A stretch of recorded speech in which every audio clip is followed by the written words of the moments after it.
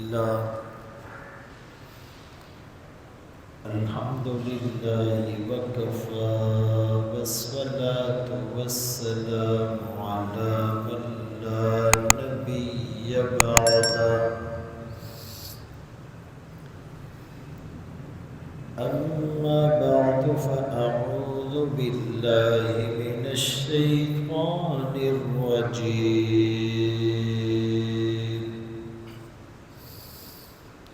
بسم الله الرحمن الرحيم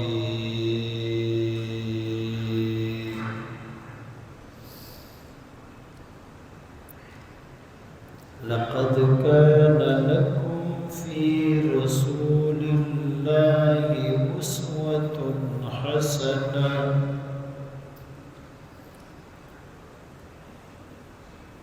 وقال الله تبارك وتعالى في مقام آخر وأطيعوا الله وأطيعوا الرسول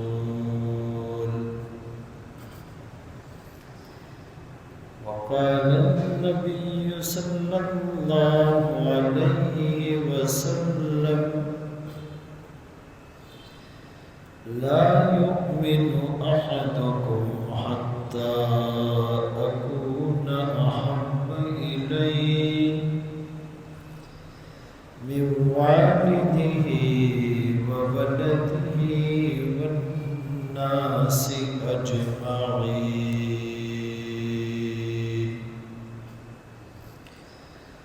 صدق الله مولانا العظيم وصدق رسوله النبي الأمي الهاشمي المدني الكريم ونحن على ذلك لمن الشاهدين والشاكرين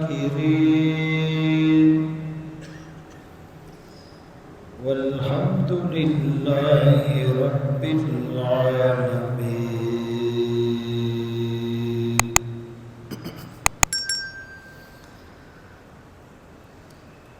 کس نے ذروں کو اٹھایا اور صحرا کر دیا،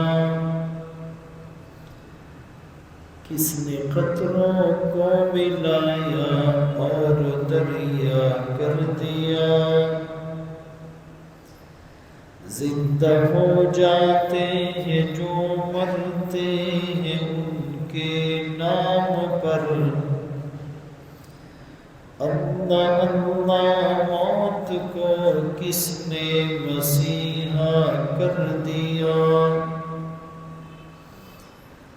کس کی حکمت نے یتیموں کو کیا در یتیم، اور غلاموں کو زمانے بھر کا مولا کر دیا، خود نہ تھے جو راہ پر اوروں کے ہادی بن گئے، کیا نظر تھی جس نے مردوں کو مسیحا کر دیا۔ واجب الاحترام عزیزان گرامی، آپ کے سامنے قرآن کریم فرقان مجید کی آیات تلاوت کی اور سرکار دو عالم تاجدار مدینہ محمد مصطفیٰ احمد مجتبیٰ صلی اللہ علیہ وسلم کی حدیث مبارکہ پیش کی۔ رمضان المبارک کا دوسرا عشرہ بھی تقریباً ختم ہونے کو ہے، اور تیسرے عشرے میں جو ایک بہت بڑی اور بڑھیا عبادت مسلمان سر انجام دیتے ہیں وہ ہے اعتکاف کی۔ لیکن اس سے پہلے نواسۂ رسول جنتی جوانوں کے سردار حضرت حسن رضی اللہ عنہ کی سیرت پر کچھ گزارشات کروں گا۔ چونکہ حضرت حسن رضی اللہ عنہ کی ولادت 15 رمضان المبارک 3 ہجری کو ہوئی۔ حضرت حسن رضی اللہ عنہ فاطمۃ الزہرا رضی اللہ عنہا کے مہکتے ہوئے پھول ہیں، اور حضرت علی رضی اللہ عنہ کی آنکھوں کے سرور ہیں، اور ریحانت النبی اور ریحانت الرسول ہیں۔ رسول اللہ صلی اللہ علیہ وسلم سے سب سے زیادہ مشابہت جنہیں حاصل تھی وہ حضرت حسن رضی اللہ عنہ تھے۔ حضرت فاطمہ رضی اللہ عنہ فرماتی ہیں کہ میں ایک دفعہ اللہ کے رسول صلی اللہ علیہ وسلم کے پاس گئی اور کہا، ابا جان آپ میرے ان 2 بچوں کو کچھ عطا فرما دیجئے، دعا فرما دیجئے۔ آپ نے حضرت حسن کو دیکھ کر فرمایا، اس کو میری ہیبت اور سرداری ملے گی، اور حضرت حسین رضی اللہ عنہ کو دیکھ کر فرمایا، اس کو میری سخاوت اور جرأت ملے گی۔ حضرت حسن رضی اللہ عنہ پیدا ہوئے، کان میں اذان حضور نے دی، تحنیک اور گٹی حضور نے دی، نام حضور نے رکھا، عقیقہ حضور نے کرایا، گود میں حضور نے لیا، انگلی پکڑ کر حضور کی چلے، تربیت حضور نے کی۔ اللہ اکبر کبیرہ۔ یعنی کتنے خوش قسمت تھے۔ کچھ لوگوں نے آقا کے قدموں میں بیٹھ کر تقوی حاصل کیا، کچھ لوگوں نے آقا کے کندھوں پر سوار ہو کر تقوی حاصل کی۔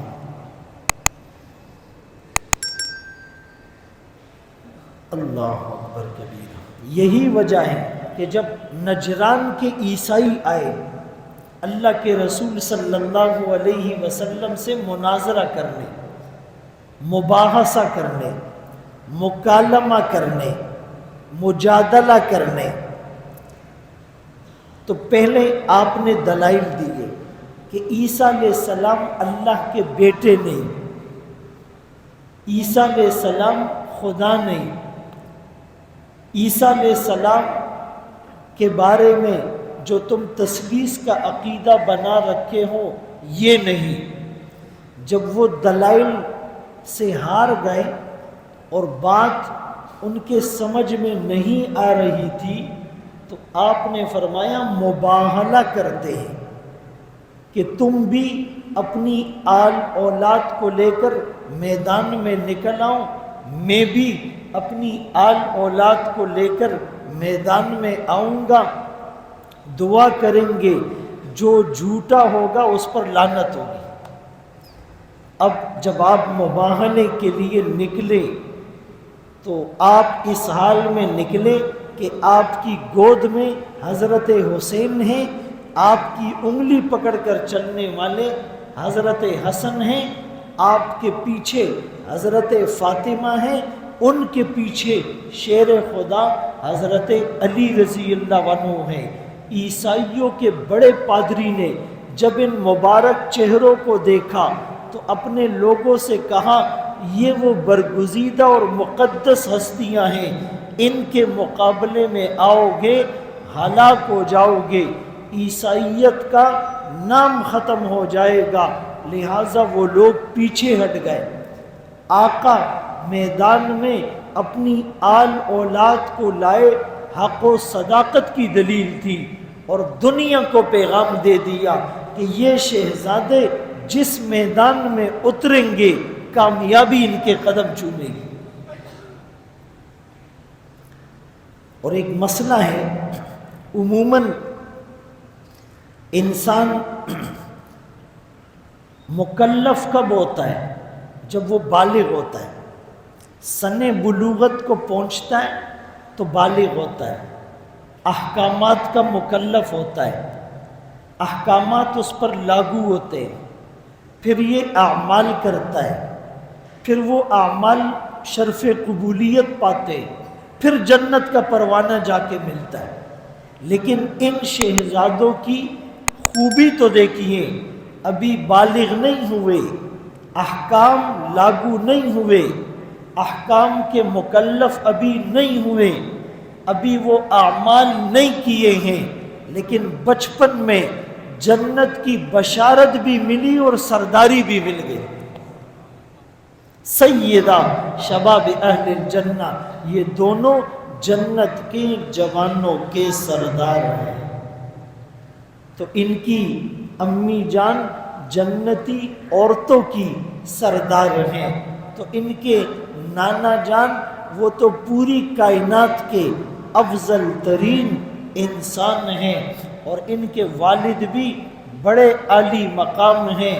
خانوادہ عالیہ کا ہر فرد صفات اور کمالات سے متصف تھا، اہل بیت نبوت کا اعزاز بھی انہیں حاصل تھا، شرف صحابیت سے بھی یہ مشرف تھے۔ یہ حضرت حسن رضی اللہ عنہ ایک دن آقا خطبہ ارشاد فرما رہے ہیں، منبر پر تشریف فرمائے، پہلو میں یا آپ نے گود میں حضرت حسن رضی اللہ عنہ کو بٹھایا۔ یہ وہ تھے جن کے لیے آقا منبر سے اتر جایا کرتے تھے۔ اللہ اکبر کبیرہ۔ تو آپ نے فرمایا کہ میرا یہ بیٹا سردار، اللہ اس کے ذریعے سے مسلمانوں کے دو گروہوں میں صلح کرائیں گے، مسلمانوں کے دو بڑی جماعتوں میں صلح کروائیں گے۔ آقا نے یہ پیشن گوئی کی اور یہ سچ ثابت ہوئی۔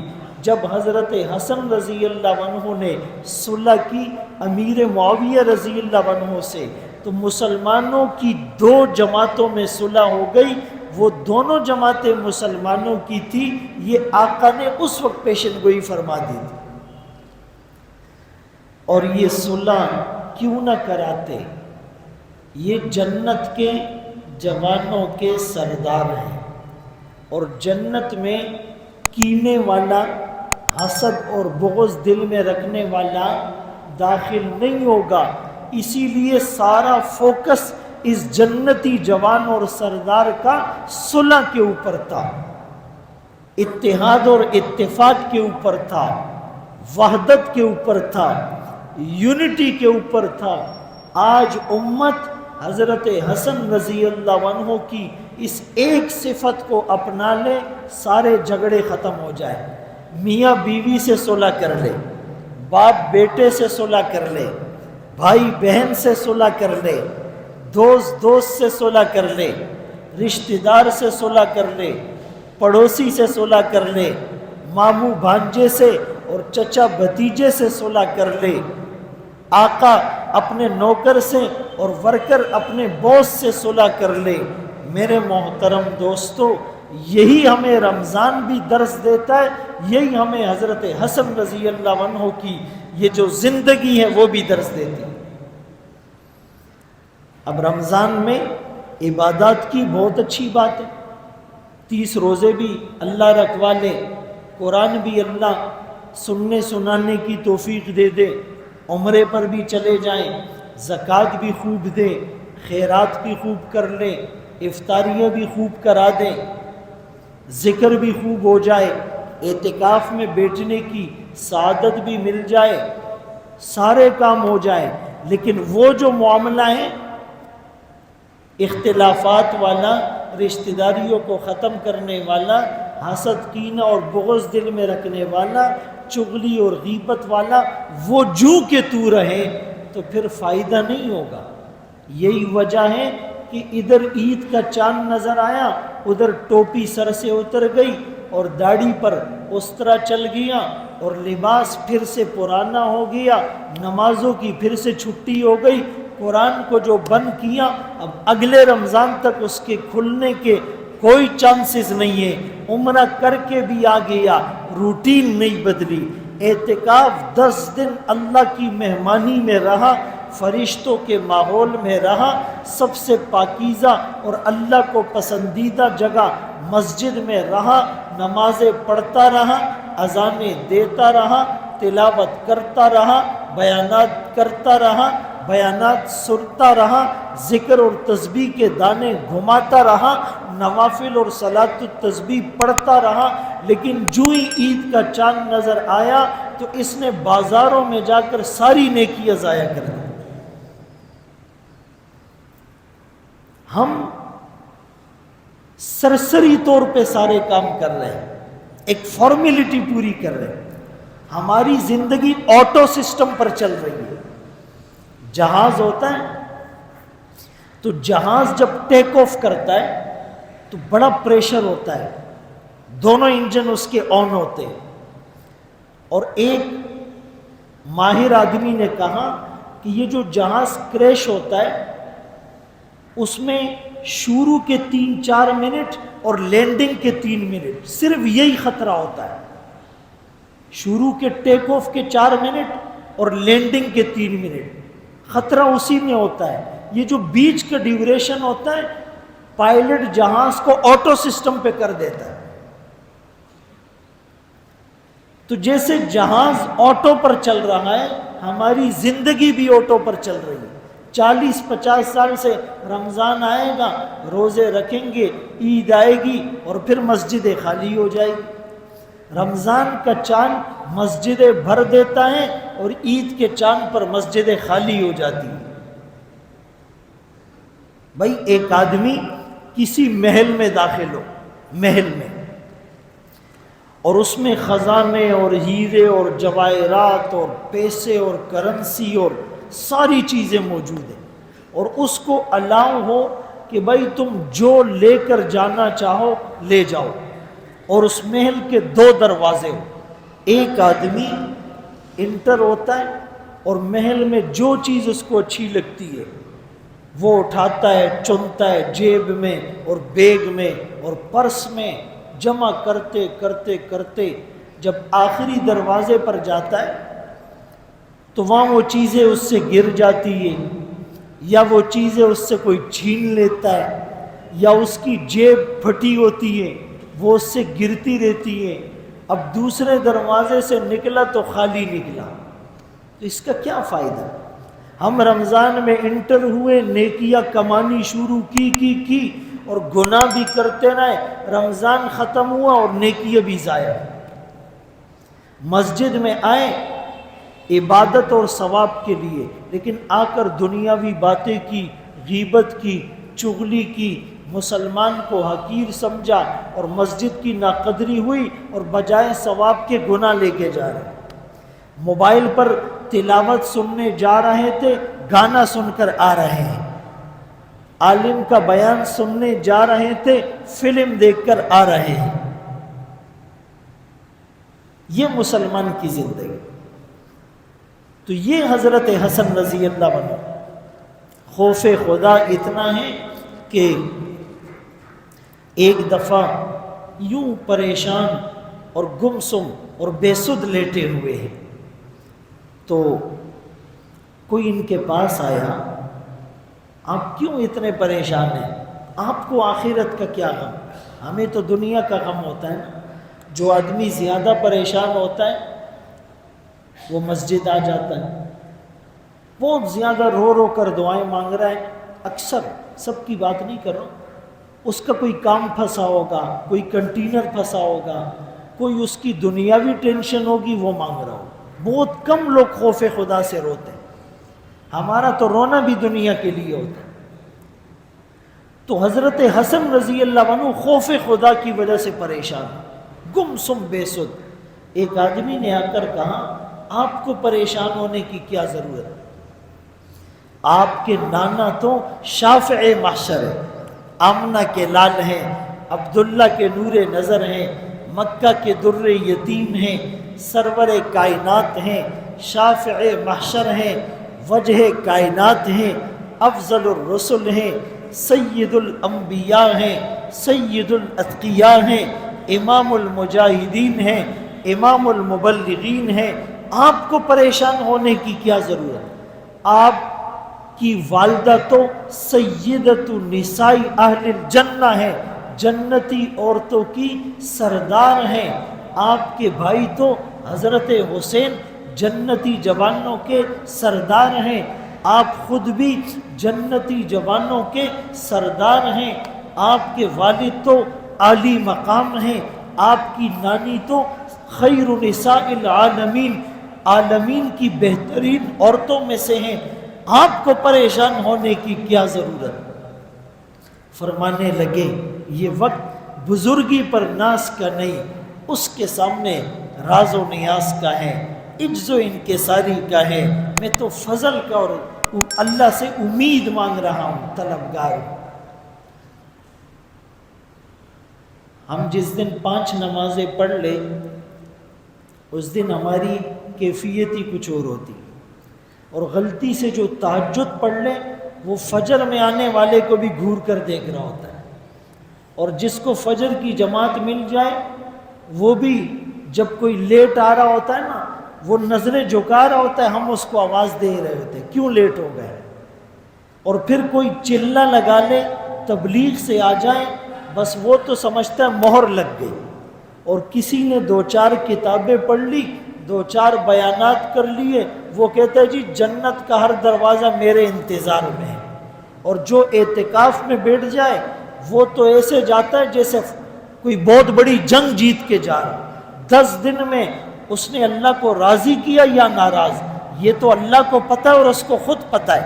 اس نے عبادت کا، اعتکاف کا، اللہ کے گھر کا حق ادا کیا یا نہیں، یہ تو اس کو پتہ ہے۔ وہ ایسے جا رہا ہوتا ہے، لوگ ہار پہنا رہے ہوتے ہیں۔ اعتکاف سے اٹھنے والوں کو ہار نہیں پہناؤ، ہم تو ہار کے جانے والے لوگ ہیں، ہم جیت کر جانے والے لوگ نہیں ہیں۔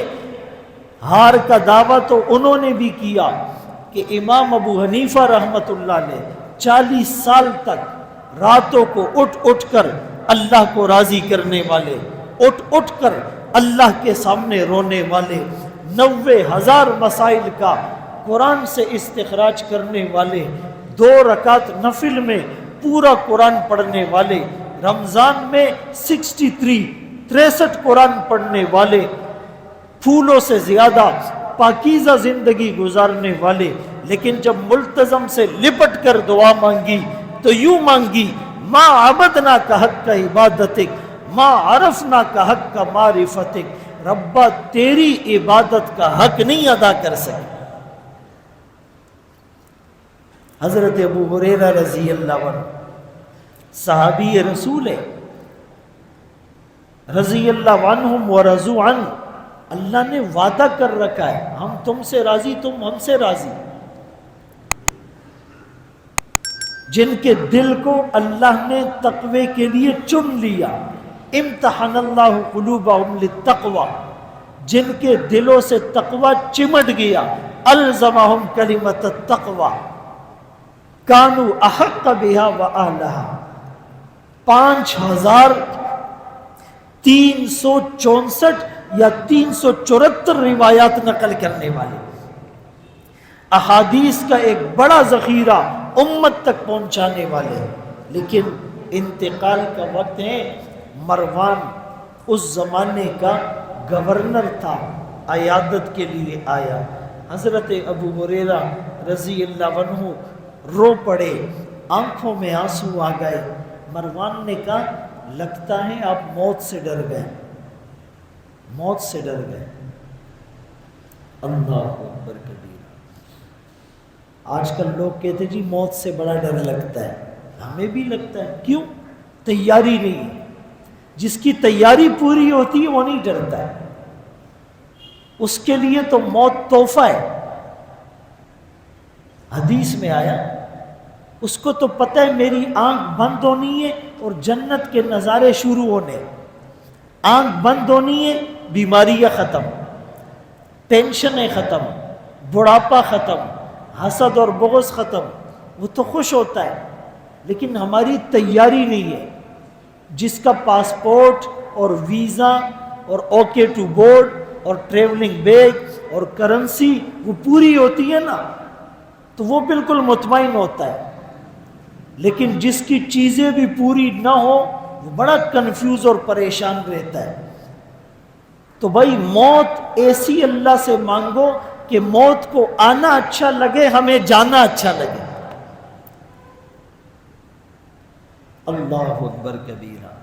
ایسی موت نہ آئے کہ جیسے بگوڑے غلام کو پکڑ کر اور زنجیروں میں جکڑ کر اور بیڑیا پہنا کر اور منہ کالا کر کے اور چھتر لگا کر اور گھسیٹ کر لے جایا جا رہا ہو، کریہ المنظر فرشتے لینے آئے ہو. نہیں نہیں، ایسی موت اللہ سے مانگو جیسے سعد بن معاذ رضی اللہ عنہ کو آئی. آپ جنازے میں جا رہے ہیں تو پنجوں کے بل چل رہے ہیں. کسی نے پوچھا ہوگا آپ پنجوں کے بل چل رہے ہیں؟ فرمایا سعد کے جنازے میں شرکت کے لیے، سعد کے استقبال کے لیے آسمان سے اتنے فرشتے آئے ہیں، پاؤں رکھنے کی جگہ نہیں. اللہ ہمیں بھی ایسی موت دے. تلاوت کرتے ہوئے چلے جائے، ذکر کرتے ہوئے چلے جائے، بیان کرتے ہوئے چلے جائے، نماز پڑھتے ہوئے چلے جائے، سجدے میں ہو اور ایمان کی حالت میں چلے جائے، اعتکاف میں روح چلی جائے، عمرے کے دوران چلی جائے، حج کے دوران چلی جائے. اس حال میں موت نہ آئے کہ ڈرامہ دیکھ رہے ہو، فلم دیکھ رہے ہو، زنا کر رہے ہو، قتل کر رہے ہو، رشوت لے رہے ہو، سود کا لین دین کر رہے ہو، پیٹ میں اور جیب میں حرام کے لقمے ہو. اس حالت میں موت نہ آئے.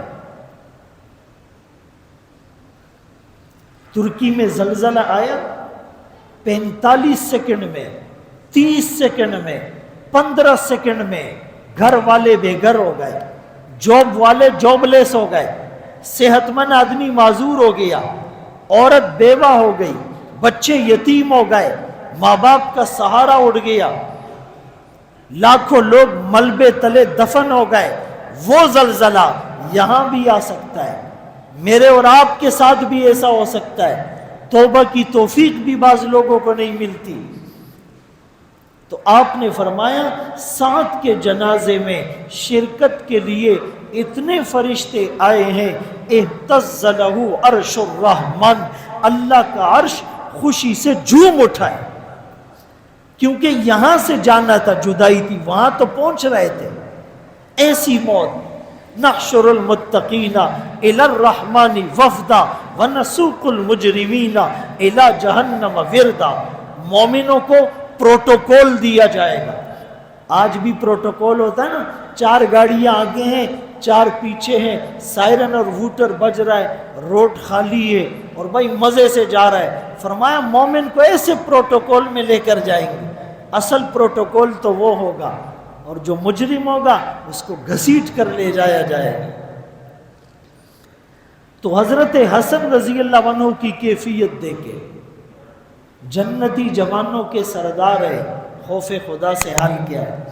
ابو ہریرہ رضی اللہ عنہ کو مروان نے کہا موت سے ڈر لگ گیا.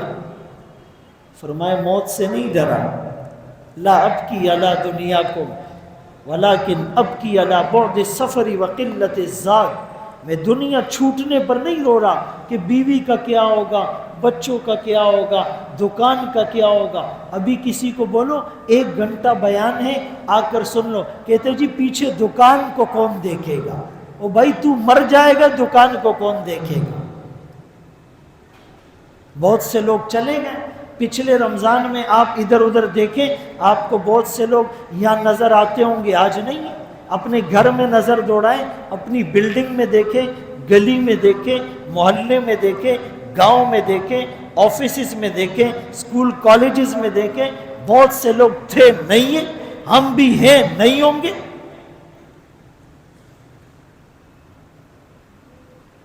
تو کہا میں دنیا چھوٹنے پر نہیں رو رہا، اس لیے رو رہا ہوں کہ سفر بہت لمبا ہے اور توشہ مختصر ہے.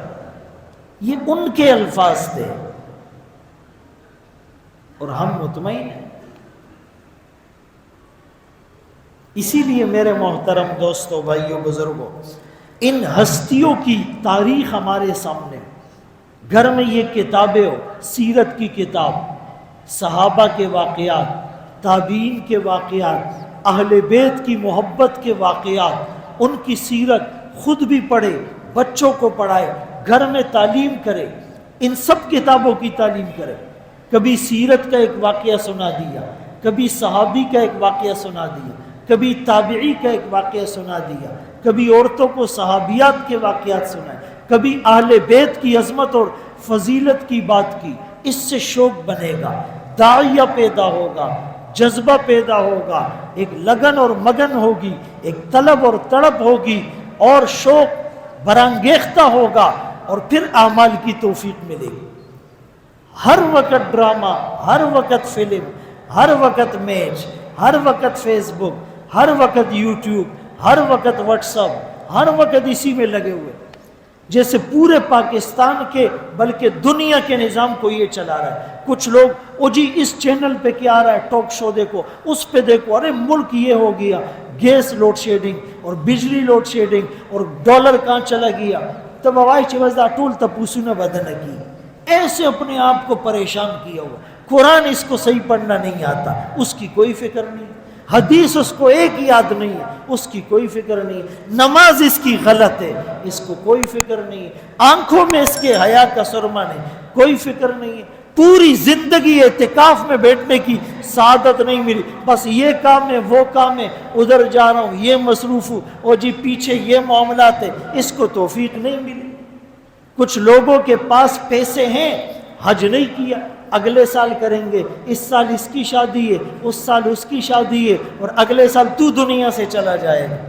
جس کے پاس حج کی توفیق ہو اور وہ پھر بھی حج نہ کرے، اللہ اکبر کبیرہ. سخت الفاظ آپ نے بتائے، سخت وعیدیں بتائی. یہودیوں کے مرے، نصرانیوں کے مرے. ایک شادی پہ 50 لاکھ لگ جاتے، حج کے پیسے نہیں. میں غلط تو نہیں کہہ رہا، یہ 50 لاکھ بھی میں کم کہہ رہا ہوں، لوگ تو کروڑوں لگاتے ہیں. ایک گھر بنانے پہ 10 کروڑ لگ گئے، حج کے لیے پیسے نہیں. 2 کروڑ کی گاڑی ہے، حج کے لیے پیسے نہیں. 5-6 لاکھ کا موبائل ہے، 8 لاکھ کا، حج کے لیے پیسے نہیں. 1.25 کروڑ کی گھڑی پہنی ہوئی ہے، حج کے پیسے نہیں. یہ گھر میں ہمارے جو فالتو لگ رہے ہوتے ہیں، لاکھوں کروڑوں روپے لگ گئے، حج کے لیے اس کے پاس پیسے نہیں. مسجد میں چندہ دینے کے لیے اس کے پاس پیسے نہیں. مدرسے کے ساتھ تعاون کرنے کے لیے پیسے نہیں. بیمار کا علاج کرنے کے لیے، یتیم لڑکی ہے اور اس کی شادی کا مسئلہ ہے، وہ ہمارے پاس نہیں. ہاں اپنی عیاشیاں کروا لو. تو بھائی یہ ساری چیزیں اندر کیسے اترے گی؟ جب پڑھیں گے پتہ چلے گا.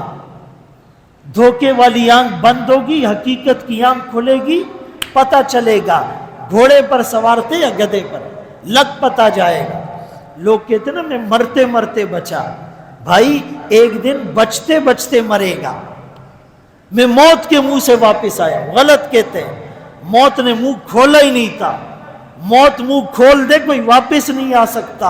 اذل منیت انشبت اسفارہا، جب موت اپنے پنجے گاڑ دے کوئی واپس نہیں آ سکتا. تو آج عزم کرے، یہ بقیہ جو 13 دن 14 دن جو بھی ملتے ہیں، اس میں ایک نماز بھی نہیں چھوڑیں گے. انشاءاللہ اس تک قبول نہ ہو جائے. اچھا کوشش کریں گے، روزانہ تلاوت کریں گے، اور کم از کم گناہ نہیں کریں گے، اور جس سے ناراضگی ہے معافیاں مانگ لیں گے، اور اعتکاف میں بیٹھیں گے. سب نیت کریں، سب نیت کریں. ہر مسجد میں اتنے لوگ بیٹھے کہ مسجدیں بھر جائیں اور کمیٹی والے بھی پریشان ہو جائیں، اتنے لوگ بیٹھے.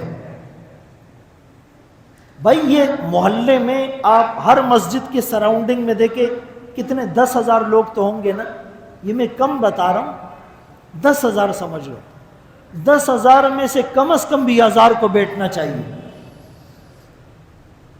تو ہر مسجد میں آپ کوشش کریں اعتکاف میں بیٹھیں، اور جن پہ حج فرض ہے اور نہیں کیا ہے وہ حج کا ارادہ کریں، اور ضرور کرے، علماء کی نگرانی میں کرے، مسائل کو سیکھ کر اور پوچھ کر کرے۔ بعض لوگوں نے حج کیے ہوں گے لیکن ان کو خود بھی اطمینان نہیں ہے کہ ہمارا حج کیسا تھا۔ اگر اللہ نے توفیق دی ہے پھر کرے۔ اللہ تعالیٰ ہم سب کو ان باتوں پر عمل کی توفیق نصیب فرمائے۔ وآخر دعوانا الحمد للہ رب العالمین۔